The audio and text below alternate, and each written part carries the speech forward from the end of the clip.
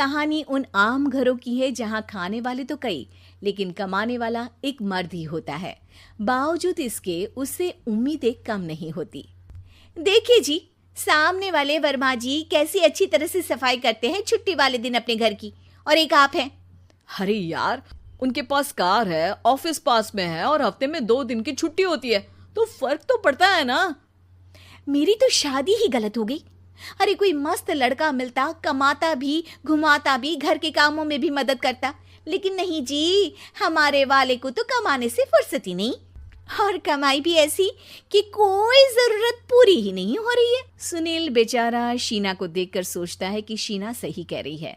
देखने में सुंदर है, घर का सारा काम कर लेती है, उसे तो कोई भी अच्छा लड़का मिल सकता था।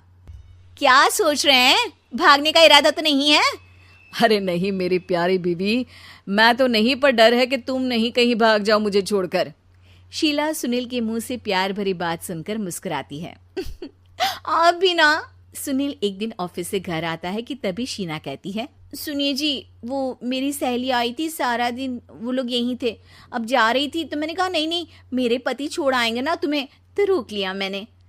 सुनील थोड़ी देर कुछ सोचता है, फिर कहता है, ठीक है, मैं कपड़े चेंज करके आता हूँ। अरे तेरे पति को तो लग रहा है कि अच्छा नहीं लगा। अरे नहीं नहीं, ऐसी कोई बात नहीं है, रुको मैं अभी उन्हें घर के कपड़े देकर आती हूँ। शीना अंदर जाती है जहां सुनील पलंग पर लेटा होता है। अरे क्या मजाक है, वो कह रही है कि आपने मुंह बना लिया।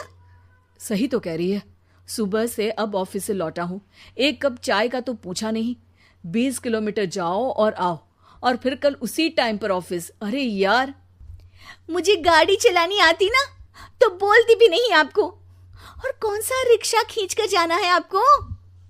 सुनील अब क्या बोलता। रात देर से आता है और सो जाता है। अगले दिन शरीर दर्द हो रहा है। अरे तो मत जाओ ना ऑफिस, चलते हैं ना मार्केट घूमने, फिर पिक्चर देखेंगे और रात में खाना खाकर घर वापस। सुनील जब सारे दिन की थकान वाला शेड्यूल सुनता है तो वो सीधे सीधे ऑफिस के लिए तैयार हो जाता है। अब आए दिन शीना की डिमांड बढ़ती ही चली जाती है और सुनील उसको पूरा भी करता। लेकिन एक दिन, ए जी मेरा भाई आ रहा है, उसे 2 लाख रुपए की जरूरत है। हाँ तो मैं क्या करूं शीना, मेरे पास इतने रुपए नहीं है। हाँ हाँ पता है नहीं है, लेकिन किसी से लेकर तो दे सकते हो ना। अरे मैं किससे मांगू, मेरे तो जानने में भी कोई नहीं है जिसके पास इतनी बड़ी रकम हो। तभी वहां शीना का भाई शीनू आ जाता है। जीजा जी कैसे हैं आप? अब मैं ठीक हूँ शीनू, अचानक इतनी बड़ी रकम की जरूरत कैसे पड़ गई? अरे जीजा जी, वो बिजनेस शुरू किया ना, तो उसके लिए पैसे की ज़रूरत है। काफ़ी हो चुका है, थोड़ा पैसा बचता है तो मैंने सोचा आपसे ले लूं। अब देखो, मेरे ऑफिस में कुछ लोग हैं जिनकी सेविंग अच्छी है, मैं उन लोगों से बात करके देखता हूँ। सुनील ऑफिस से किसी से पैसे लेकर शीना को दे देता है।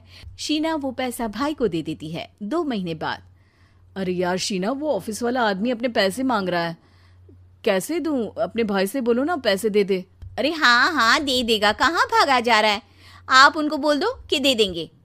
थोड़े दिन बाद, शीना वो आदमी मुझसे आज भी पैसे मांग रहा था यार, मैं तंग आ गया हूँ। ऑफिस जाते ही सामने उसका चेहरा दिखता है, क्या बोलूँ, बार बार पैसे मांगता है। अच्छा मैं शीनू को फ़ोन लगाती हूँ, बात करके देखती हूँ। शीना भाई को फ़ोन करती है लेकिन वो फ़ोन उठाता ही नहीं।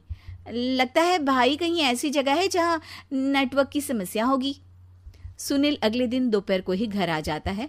उसका चेहरा उतरा और परेशान सा होता है। वो रोने लगता है।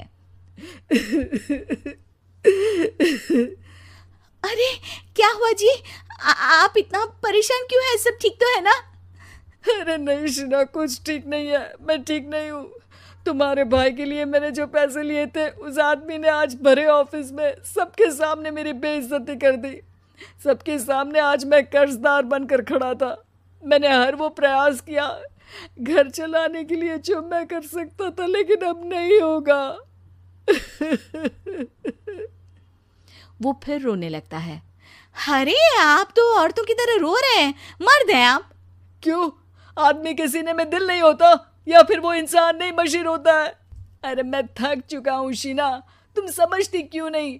मैं भी शारीरिक और मानसिक रूप से थकता हूँ, मैं भी आराम करना चाहता हूँ, सुकून चाहता हूँ। मैं अब कुछ नहीं कर सकता। कुछ नहीं। वो बैठ जाता है। शीना पति को हैरान परेशान देखकर चुप हो जाती है। अगले दिन, सुनिए, ये लीजिए 2 लाख रुपये, उस आदमी को दे दीजिए और बोल दीजिए कि आज के बाद किसी को पैसे के लिए बेइज्जत ना करे। सुनील पैसे देखकर राहत की सांस लेता है।